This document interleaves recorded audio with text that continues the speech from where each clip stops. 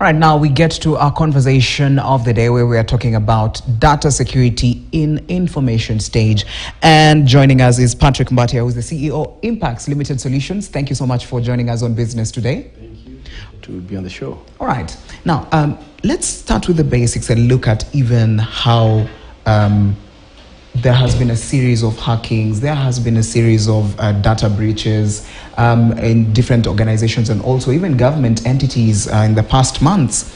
So in terms of trying to embrace the data security and trying to make sure that at least we are in the right path, we as a country, in terms of this, are we at a place where we can say we are safe? Or are we going to be seeing this series of hackings going on even from where you sit? Yeah, to be honest, the situation is bad, and the hacking incidents are only going to be elevated. They're only going to get worse. As you understand, Kenya is one of the most connected countries globally, even in terms of internet connectivity. And the main channel for cybersecurity attacks is the backbone of internet. And as we elevate our internet connectivity and try to improve our services on the internet, we also welcoming other people who are not, clear-minded or have the best interests. So, in my opinion, I think the situation is only going to get worse. Global, reports say that the attacks have grown by 25% this year only. So we only expect that it will only grow even as we extend into the year and the years to come. Yes. Cybersecurity will remain an active threat and one which is actually going to or probably has overtaken physical threats. Yeah. All right. And also, you've been in this space for very many years. Yes. IT, technology, Yes. the digital space. Yes. Now, what is it that we are missing when it comes to data protection? What are we missing? Because if a government entity can be hacked, Yep. then how are these other organizations even safe? Yeah, Kelvin, to be honest, I think the main issue here is that the level of knowledge in the public in terms of their readiness to protect data and also to know what they should be guarding. If you're in your own environment, at least you're able to see physical threats that you can take caution for. But for cybersecurity, it's not yet quite known. In terms of sensitization to the public, I think there's a bit that needs to be done a little bit more by agencies that are in charge. There are several government agencies and also individual awareness also. But I think the major issue that is, elevating some of these threats is that most of our corporates or small businesses and individuals do not have security as part of their design in terms of a business plan. People are looking out for, planning for your profitability, your customers and but you're not planning for security as an active part of your business strategy. So I think what needs to be done a little bit more is platforms that allow small businesses and even corporates to integrate security designs more into their day-to-day activity so that they can, try and ring fence what they already have as protection measures. Yeah. All right, so basically what I'm getting from you is data protection needs to be part and parcel of, Yes. is like a pillar of an organization even when it's starting. Absolutely. All right, and when we look at the other developed countries, Yes. Countries outside Kenya and even outside Africa, Yeah. what can we borrow from them when it comes to protection of data? Yeah, of course, what we've seen largely, especially the developments coming from Europe being adopted also in the Americas as well. Yes. The GDPR or the data protection regulations are what we are trying to localize here in Kenya as well through the Data Protection Act of 2019.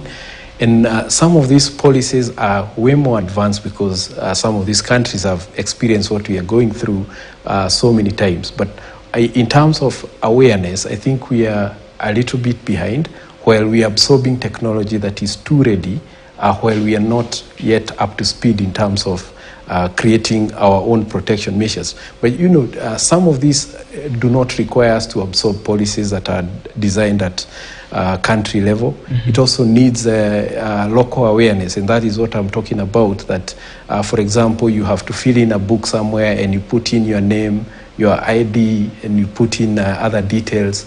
That is already a leakage point for data protection. And that is how people now start getting biodata and all that. We have to be more aware, even as an individual, how much information you're providing out there to the various platforms that you're using. Either you're using a mobile phone or you are interacting with other people. Mm-hmm. These small measures is what we must start with. We must bring cybersecurity to the lowest level, individual level, before we take it to the next level, which is at a group level, corporate level, or any other levels. Mm-hmm. So security has to start from the basic unit, which is the household. Mm-hmm. How much data are you exposing about your house? How much data are you putting, through the channels that you're using? Probably internet, your TV is connected to the internet. How much are you putting about yourself out there? We have to start being aware to that level. How much of yourself are you exposing there? Because, what happens is that even at an organization level, corporate level or company level, the biggest source of data threats is actually the individuals that work within that organization. If these individuals are not careful with the tools that they are using, then that becomes the easiest entry point for anyone to come through and attack you as an organization. All right. And now, let us look at Worldcoin. Yeah. This is something that we cannot have the conversation without mentioning. Yeah. Over a month ago, Worldcoin came and we saw very many Kenyans trying to sign up, trying to get their data taken. Yeah. Iris, there was an Iris test that was there. Mm-hmm. So when you see something like this, what does it say to you? I pity the situation, because this is people who are commercializing our ignorance. These are people who've seen an opportunity where we are too hungry for money, an extra coin, and we would sell our soul for it. And you go in and you take your biodata taken, and the iris is one very specific piece of biodata that is so important. Mm-hmm. You wouldn't share that with anybody else. Yes. And that would be so critical in so many other security systems. And we are there commercializing and saying that you get a bit of Worldcoins or the coins, whatever platform they were providing. For you get remunerated for sharing your biodata. And I think it's a bit reckless, even for security organs in the country, to have allowed it to proceed beyond one single day.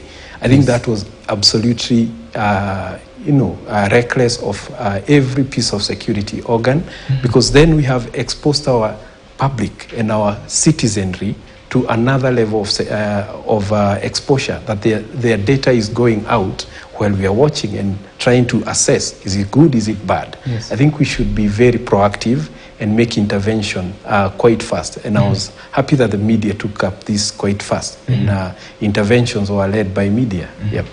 And when something like that comes into a country, into an urban area, and you see all these people, because like for our case, we have almost over 350,000 Kenyans who decided to sign up for this. Yeah. Now, moving forward, we are risking ourselves, our data being out there. Yeah. And we don't know what it might bring in the coming days, in the coming future. Yeah. So going forward, what are some of the incentives that you think the government can put in place, or policies, to make sure that at least something like this doesn't come and again cause all that it cost? Yeah. So from where I sit, I think, number one, we need to strengthen our security systems.